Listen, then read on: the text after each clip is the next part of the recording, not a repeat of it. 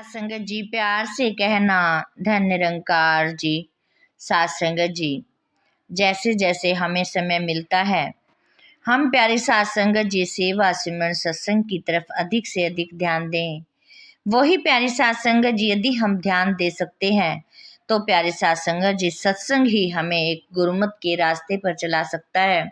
सत्संग ही हमारे कर्मों को संवार सकता है। प्यारी सात संगत जी, सत्संग में पहुंचने का मकसद यही है कि हम प्रभु परमात्मा का गुणगान करें। सात संगत जी इस निरंकार से अपना रिश्ता कायम कर सकें। जैसे कि पंक्तियों में भी सुनते आ रहे हैं कि एक घड़ी आधी घड़ी आधी ते पुनियाद, तुलसी संगत साध की काटे कोटि अपराध। प्यारी सात संगत जी, सत्संग आवश्यक भी है और महान भी है। सत्संग में सुने शुभ वचनों को सिर्फ कानों तक की सीमित नहीं रखना, उन शब्दों को अपने मनों में धारण करके अपने व्यवहार में ढाल लें ताकि सात संगत जी हमारा मन परिवर्तन हो जाए, बदल जाए। प्यारी सात संगत जी, जो हमारे में बुराइयां भरी हुई हैं वो हमारे निकल पाए। जो मन पहले हर एक से नफरत करता था वो सत्संग से शुभ विचार ग्रहण करके, इस निरंकार के दर्शन करके हर एक के भले की बात सोचेगा और भला करना भी सात संगत जी चाहेगा।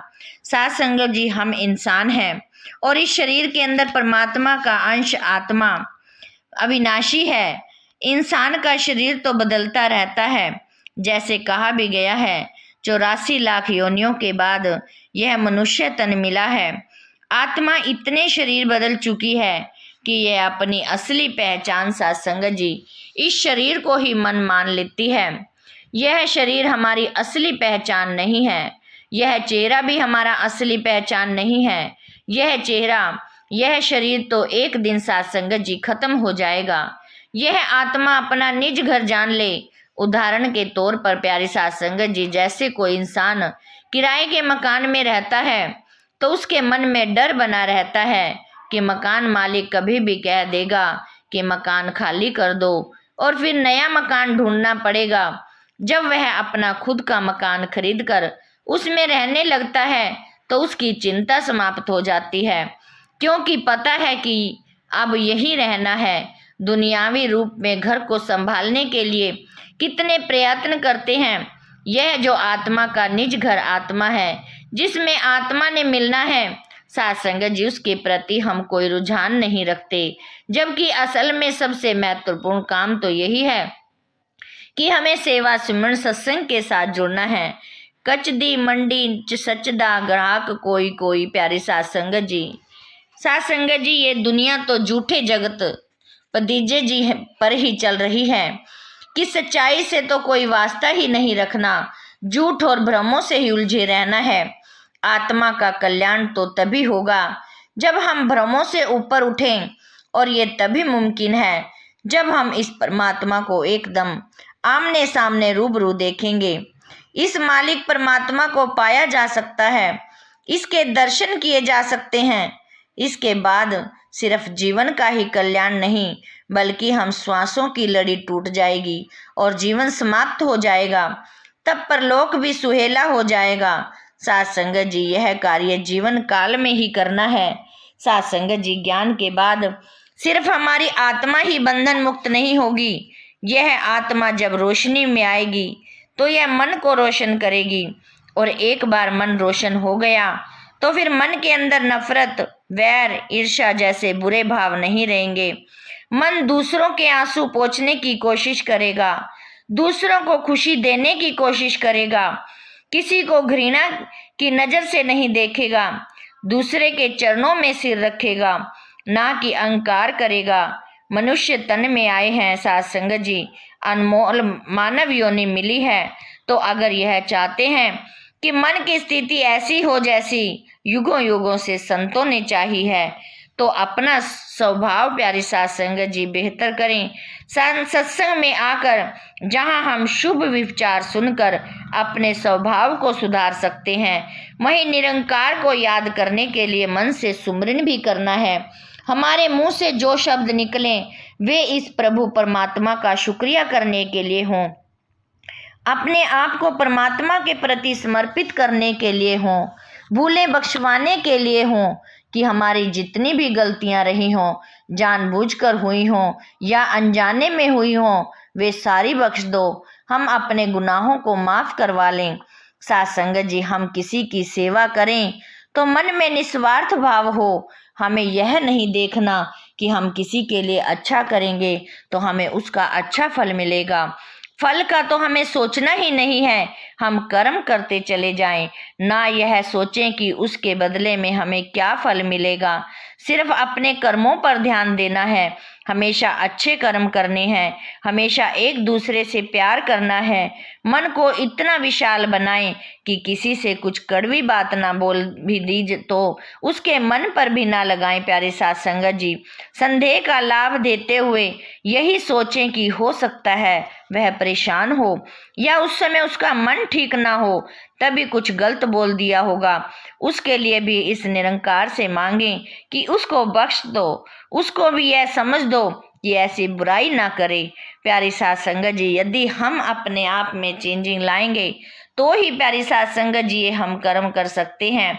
प्यारी साथ संगत जी, एक बार की बात है कि एक संत के पास प्यारी साथ संगत जी उसका भक्त गया तो उसने कहा कि कहने लगी प्यारी साथ संगत जी, जो भक्त गया तो कहने लगा कि मेरे बेटे की आदतें बहुत खराब है, वो सारा दिन ही गुड़ मांगता रहता है। प्यारी साथ संगत जी, उसके गुरु ने कहा कि कल आना बेटा।